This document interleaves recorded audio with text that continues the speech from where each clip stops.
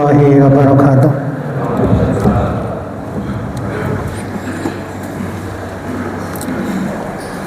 Allahu Akbar,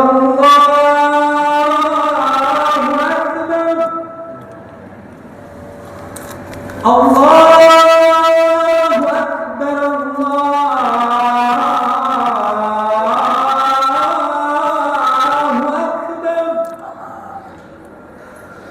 Asyhadu an la ilaha illallah,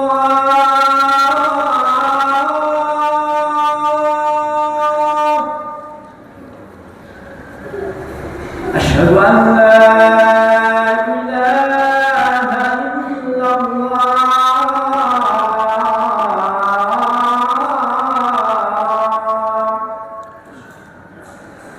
Asyhadu anna Muhammadar Rasulullah,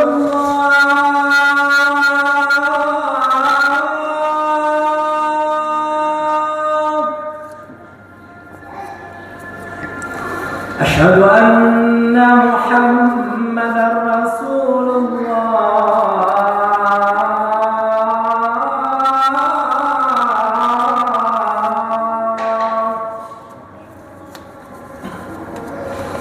Hayya 'alas shalah,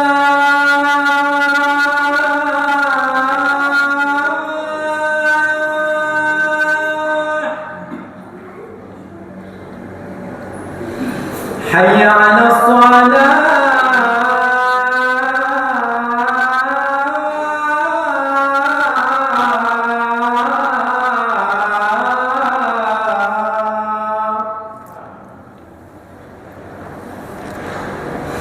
Hayya 'alal falah,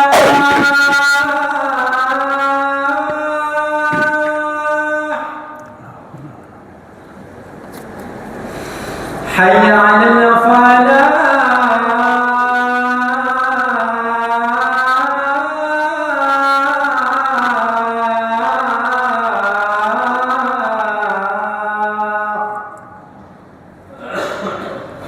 Allahu Akbar, Allahu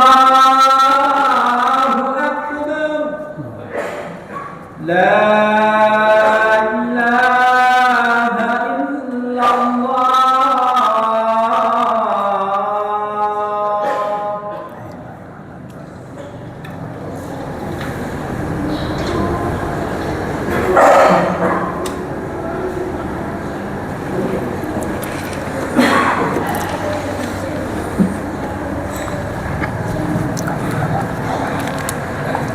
Alhamdulillah alladzi nahmaduhu wa nasta'inuhu wa nastaghfiruh wa na'udzu billahi min shururi anfusina wa min sayyiati a'malina. May yahdihillahu fala mudilla lahu wa may yudlil fala hadiya lahu. Asyhadu an la ilaha illallah wahdahu la syarika lahu wa asyhadu anna Muhammadan abduhu wa rasuluh la nabiyya ba'dahu. Allahumma salli wa sallim wa barik ala abdika nabiyyika rasulikal karim Muhammadin wa ala alihi wa ashabihi ajma'in, amma ba'du. Ayyuhal hadirun, usikum wa nafsi bi taqwallah faqad fazal muttaqun. Qala Allah ta'ala fi kitabil karim, a'udzu billahi minasy syaithanir rajim. Ya ayyuhalladzina amanu ittaqullaha haqqa tuqatih wa la tamutunna illa wa antum muslimun. Sadaqallahul azim. Ma'asyiral muslimin, sidang salat Jumat yang dirahmati Allah. Marilah kita senantiasa bersyukur pada Allah atas segala nikmat-Nya. Pada siang hari ini kita telah dinikmati Allah badan sehat lahir dan batin, iman dan takwa masih kita bawa. Ini terbukti pada saat ini kita bisa hadir di Masjid An-Nur yang mulia ini untuk melaksanakan pengabdian dalam bentuk salat jamaah Jumat. Mudah-mudahan amal ibadah kita siang hari ini diterima oleh Allah sebagai wujud takwa kita kepadanya. Masyarakat muslimin, dan yang terpenting dalam sikap syukur itu adalah menjaga dan meningkatkan takwa kita kepadanya. Takwa dalam artian melaksanakan seluruh yang diperintahkan Allah dan menjauhi segala yang dilarangnya. Karena hanya dengan takwalah insya Allah ketentraman dan kebahagiaan itu akan dapat kita raih dunia dan akhirat. Ma'asyiral muslimin, pada kesempatan khutbah kali ini perkenanlah khotib menyampaikan tema khutbah sifat-sifat atau ciri-ciri muttaqin, yakni orang-orang yang bertakwa. Kaum muslimin yang dirahmati Allah, di dalam Al-Quran yang terdiri dari 30 juz, 114 surat dan 6.326 ayat, itu ketika disaring, diperas, ketemunya adalah kata takwa. Dan para ahli tafsir berpendapat, ada 3 kelompok pendapat ahli tafsir mengenai jumlah kata takwa di dalam Al-Quran itu. Kelompok pertama menyatakan bahwa kata takwa itu berjumlah 258 ayat. Kemudian yang kedua berjumlah 242 ayat. Kemudian yang ketiga berpendapat 245 ayat. Wallahu alam. Inilah kata takwa dalam berbagai bentuknya di dalam Al-Quranul Karim. Dan kata ini merupakan kata yang sangat penting, terpenting di dalam Al-Quran. Lalu kata takwa itu asalnya adalah dari kata waqo, yakni wa atau wiqayatan. Artinya kata ini setelah istilah menurut mufasir sahabi Ibnu Abbas mengatakan bahwa takwa itu adalah menjauhi syirik kepada Allah, kemudian taat dan patuh serta tunduk kepada Allah Subhanahu wa taala. Itulah takwa. Di dalam tafsir Al-Baghawi dijelaskan, seorang sahabat senior Umar bin Khattab, beliau adalah mantan Khalifah Ur-Rasyidin kedua setelah Abu Bakar. Beliau bertanya kepada sahabat yang junior, dia adalah Ubay bin Ka'ab. Ubay bin Ka'ab ini sahabat yang sangat junior, jauh bertemu Nabi dari Abu Bakar, dari Umar bin Khattab. Ilmunya pun insya Allah kalah dengan Umar bin Khattab. Tapi Umar bin Khattab bertanya kepada Ubay ini tentang takwa itu. Mendapat pertanyaan takwa, maka Ubay menjawab, apakah Anda pernah melewati jalan berduri? Kata Ubay bin Ka'ab.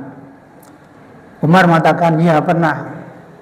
Lalu pertanyaan kedua Ubay bin Ka'ab, bagaimana Anda melewati jalan itu? Sungguh Ubay, aku sangat berhati-hati agar aku tidak terkena duri itu. Lalu Ubay menjawab, itulah takwa. Jadi pada jamaah, takwa itu gambarannya sebagai duri yang ada dalam jalan kehidupan kita. Duri merupakan gambaran dari sosok dosa-dosa yang apabila itu terinjak, artinya teramalkan, itu akan mensengsarakan hidup kita.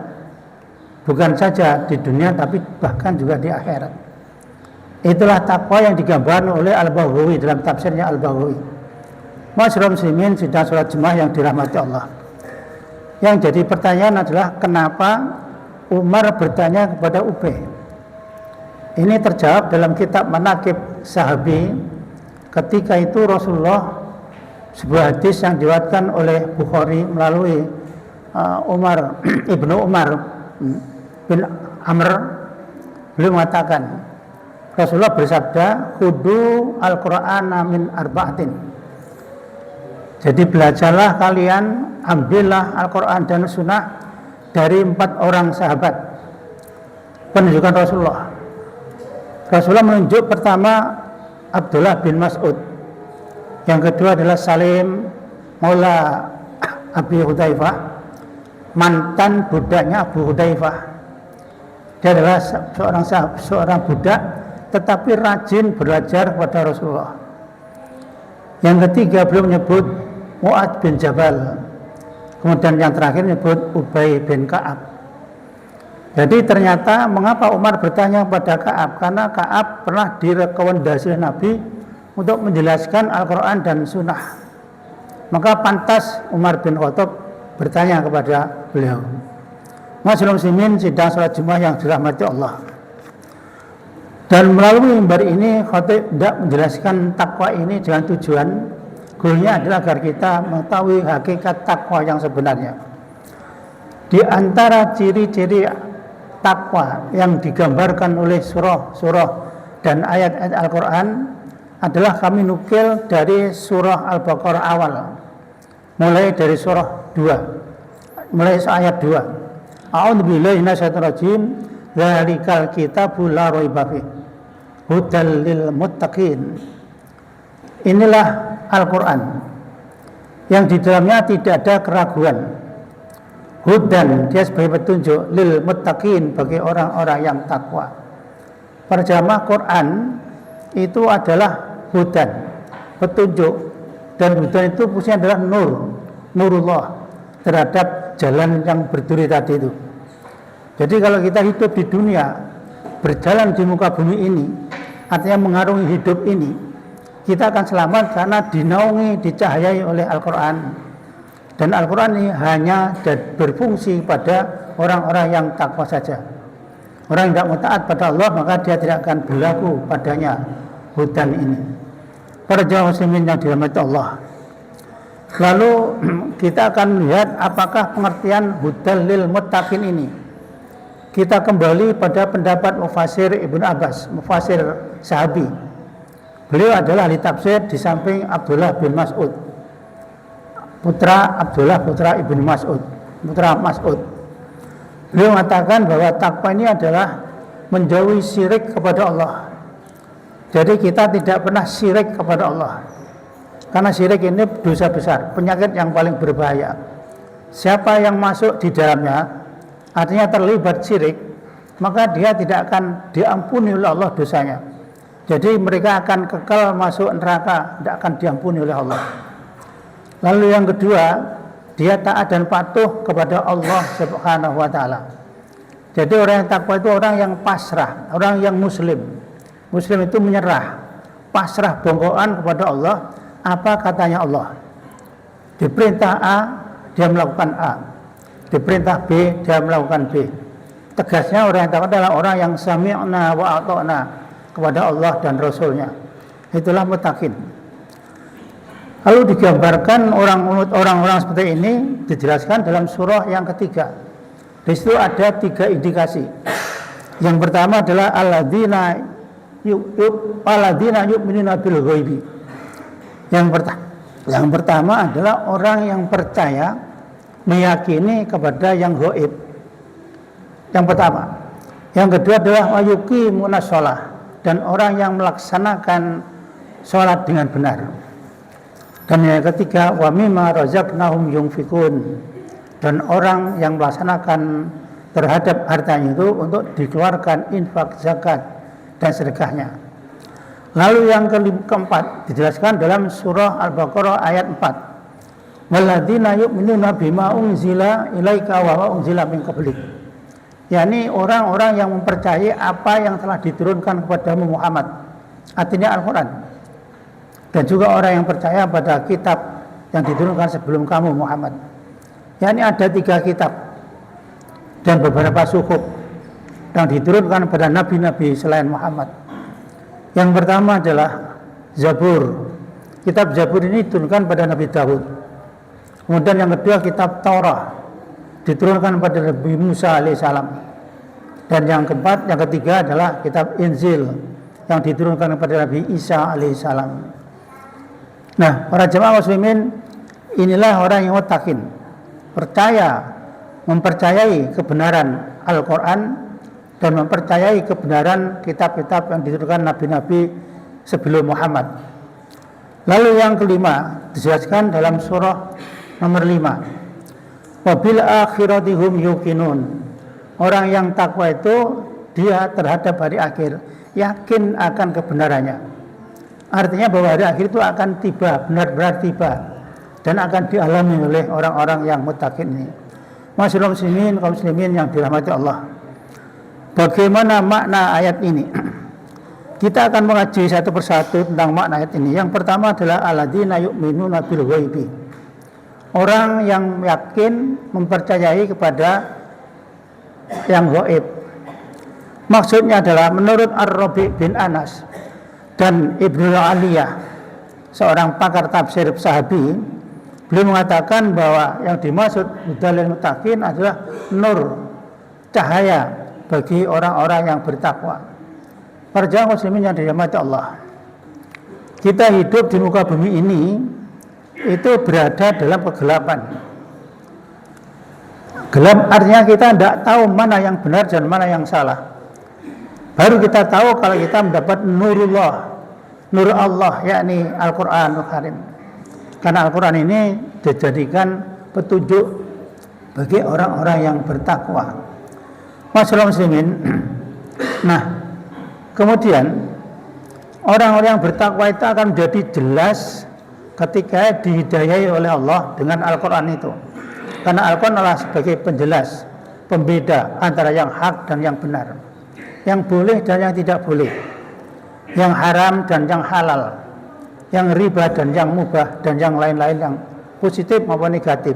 Itu dijelaskan oleh Al-Quran itu, dan itu akan berfungsi hanya bagi orang-orang yang takwa. Masyaallah muslimin, kemudian yang kedua, yuqimuna shalah, orang-orang yang menegakkan salat. Kata-kata koma yakumu wa yuqimuna shalah ini kalau menurut penjelasan Ibnu Abbas, Abdullah putra Abbas paman Nabi, ini adalah bahwa mereka itu adalah benar-benar melaksanakan kewajiban sholat dengan memperhatikan rukun-rukunnya, kemudian sujudnya, rukuknya, dan tumak ninahnya, serta disertai dengan hanya mengharap ridho Allah Subhanahu wa Ta'ala. Jadi benar-benar sholatnya dilaksanakan sesuai dengan syariat Rasulullah. Itulah yang disebut iqamati sholat, menegakkan sholat. Masyaallah muslimin yang dirahmati Allah. Kemudian yang ketiga adalah wa mimma razaqnahum yunfikun, yakni terhadap harta kita. Ma ini menunjuk pada mal, harta benda kekayaan kita. Yang harta benda kekayaan itu adalah direzekikan oleh Allah pada kita. Nah, itu diinfakkan dalam bentuk disedekahkan dan dizakatkan. Dan mereka akan melaksanakan ini dengan tidak ada rasa berat, seperti kita melaksanakan sholat. Kalau kita sholat ke masjid ini, duhur, asar, maghrib, isya, subuh, ketika dipanggil Allahu Akbar, itu tanpa beban, tanpa ada rasa awal. Berbeda kalau kita berbicara maliyah, itu masih ada rasa awal. Tak kekno apa ora, tak kekno sing biru apa sing abang. Itu kalau bicara infak. Nah, orang yang mutakin tidak ada pertimbangan itu, dan ia merasa senang kalau dia harus berinfak. Para jamaah muslimin, dan infak itu mengeluarkan harta dalam bentuk sedekah, zakat, dan lain-lain, wakaf, hibah, dan lain-lain. Ini mempunyai nilai yang sangat besar pahalanya. Ibadah yang lain kalah nilainya dengan pahala infak, sedekah, zakat, dan lain ini. Kan itu orang yang takwa, enjoy saja ketika ingin mengeluarkan infak. Dia ringan-ringan saja bagaikan melaksanakan salat. Artinya pandangan hidupnya, falsafah hidupnya, orang yang takwa itu tiada hari tanpa infak. Jadi infak itu falsafah hidupnya. Karena infak itulah nanti yang akan menyelamatkan hidupnya, nasib di akhirat nanti. Masyaallah muslimin sidang salat Jumat yang dirahmati Allah. Kemudian yang keempat adalah walladzina yu'minuna bima unzila ilaika wa ma unzila min qablik. Orang yang percaya pada Al-Quran dan percaya kepada kitab yang sebelum Al-Quran tadi. Maknanya bahwa orang-orang muttaqin itu adalah orang-orang yang meyakini bahwa Al-Quran itu adalah kebenaran dari Allah, dan ia mau mempelajarinya dan mempraktekannya, dan yang terpenting pula juga mau mengajarkannya. Jadi orang yang mengaku bertakwa, orang yang mengaku beriman, orang yang mengaku muslim, dia seolah-olah diwajibkan dirinya itu untuk bisa membaca dan memahami Al-Quran. Karena hanya dengan cara itulah maka orang ini agamanya akan mapan. Masyaallah muslimin sidang salat Jumat yang dirahmati Allah. Seringkali kita agak malas ketika belajar Al-Quran. Indikasinya gampang. Kalau ada pengajian tentang Quran dan hadis itu pasti pesertanya sedikit. Pesertanya sedikit, tidak ada yang tertarik. Padahal itu adalah ilmu yang sangat dibutuhkan nanti di akhirat. Karena hanya Al-Quran dan hadislah yang nanti akan beri syafaat kepada kita. Jadi siapa yang mencintai Al-Quran dalam artian mau belajar, mau membaca, mempraktekannya, maka dia akan memberikan syafaat baginya nanti di akhirat. Dibela mati-matian oleh Al-Quran itu. Apalagi kalau kita hafal Al-Quran. Masyaallah muslimin sidang salat Jumat yang dirahmati Allah. Kemudian iman kitab terdahulu, kaum muslimin hanya diwajibkan untuk mempercayai bahwa kitab itu adalah benar-benar dari Allah, dan intinya sama dengan Al-Quran. Mereka berbicara Allah itu Tuhan yang ahad, tidak ada putra, tidak ada melahirkan putra dan lain sebagainya tentang Allah. Artinya benar-benar Allah itu ilahun wahid, Tuhan yang satu. Tapi kenapa kita tidak boleh mempraktekannya atau mengamalkan isi ayat-ayat itu, kitab-kitab itu? Karena kitab-kitab itu telah telah dibenahi, telah dirubah isinya oleh pengikut-pengikutnya. Bukan nabinya, tapi pengikutnya. Pengikutnya yang merusak isi Zabur, Taurat, dan Injil itu. Sehingga yang semula Allah itu ahad, kemudian lalu Allah itu berubah menjadi Isa ibnu Maryam, Injil, Uzair bin Allah, Taurat, dan lain-lain. Jadi semua itu sudah tidak berlaku lagi bagi kita. Tapi kita dianjurkan mengimaninya. Karena isinya sudah ditarik ke dalam Al-Quran. Jadi isi Taurat, Zabur, dan Injil itu sudah digabung dengan Al-Quran. Jadi membaca dan mempraktekkan Al-Quran sama dengan mempraktekkan 3 kitab yang lama itu. Masyaallah muslimin sidang salat Jumat yang dirahmati Allah. Kemudian yang terakhir adalah wabil akhirati hum yuqinun. Dan terhadap hari akhir, orang muttaqin itu benar-benar yakin akan terjadi. Para jamaah, kenapa hari akhir itu harus terjadi? Karena hari akhir itu hari pertanggungjawaban amal.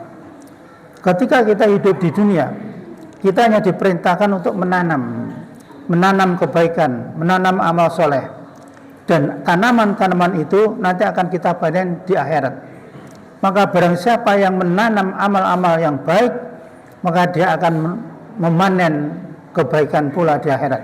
Tapi sebaliknya, siapa yang menanam keburukan, maka nanti di akhirat dia akan memanen keburukan, bentuknya adalah neraka. Masyaallah muslimin, dan ketika nanti itu terjadi, maka yang bisa menolong nasib mereka itu tanaman-tanaman yang baik ketika dunia.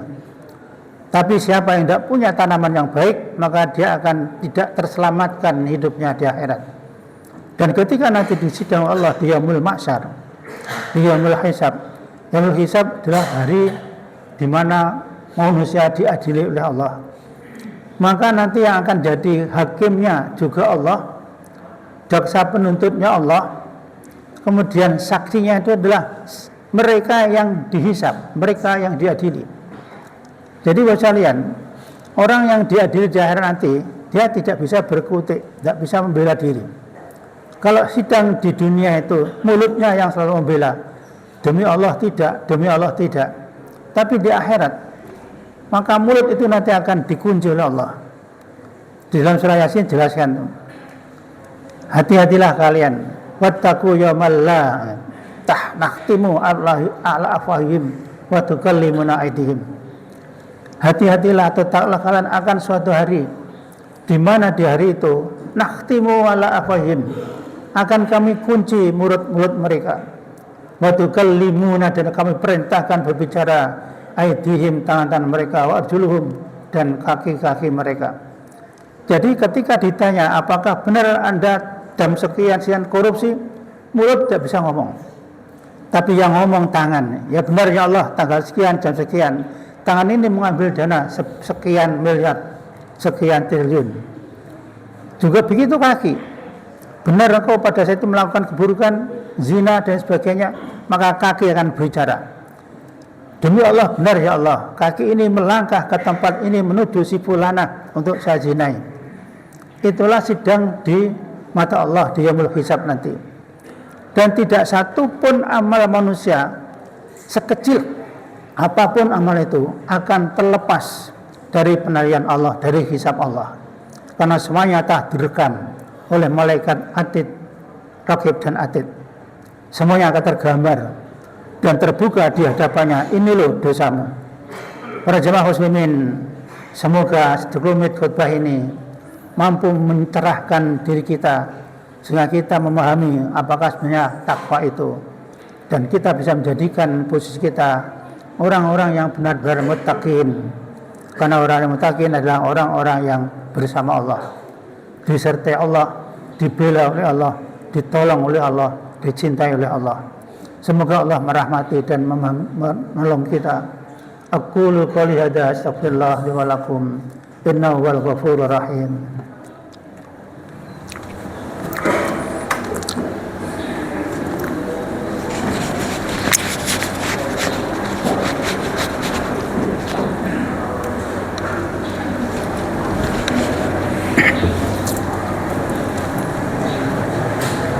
Alhamdulillah alladzi an'amana bi ni'matil iman wal islam wa ja'alana minal mu'minin wal muttaqin. Asyhadu an la ilaha illallah wahdahu la syarika lah wa asyhadu anna Muhammadan abduhu wa rasuluh la rasulah wa la nabiyya ba'dah. Allahumma shalli wa sallim wa barik ala abdika wa nabiyyika rasulikal karim wa ala alihi wa ashabihi ajma'in amma ba'du. Ayolah hadirun, usiku wa nafsi bitaqwallah faqad fazal muttaqun. Qala Allah Ta'ala fi kitabil karim, a'udzu billahi minasyaitonir rajim. Ya ayyuhalladzina amanu ittaqullaha haqqa tuqatih wa la tamutunna illa wa antum muslimun. Ma'asyiral muslimin, marilah kita berdoa kepada Allah semoga Allah membimbing kita dan menunjukkan kita pada jalan yang benar. Alhamdulillahi Rabbil Alamin. Allahumma ighfir lil muslimina wal muslimat wal mu'minina wal mu'minat al ahya'i minhum wal amwat bi rahmatika ya arhamar rahimin. Allahumma rabbana dhalamna anfusana wa illam taghfir lana wa tarhamna lanakunanna minal khasirin. Allahumma rabbana la tu'akhidna in nasina aw akhtana. Rabbana wa la tahmil alaina isran kama hamaltahu ala alladhina min qablina. Rabbana wa la tuhammilna ma la taqata lana bih wa'fu anna waghfir lana warhamna anta maulana fansurna 'alal qawmil kafirin. Allahumma inna nas'aluka al-huda wat-tuqa wal 'afa wal ghina. Allahumma arinal haqqa haqqan warzuqna ittiba'ah wa arinal batila batila warzuqna ijtinabah. Allahumma Rabbana hab lana min azwajina wa dhurriyyatina qurrata a'yunin waj'alna lil muttaqina imama. Allahumma Rabbana la tuzigh qulubana ba'da idh hadaytana wa hab lana min ladunka rahmah innaka antal wahhab. Rabbana atina fid dunya hasanah wa fil akhirati hasanah wa qina adzabannar. Walhamdulillahi rabbil alamin.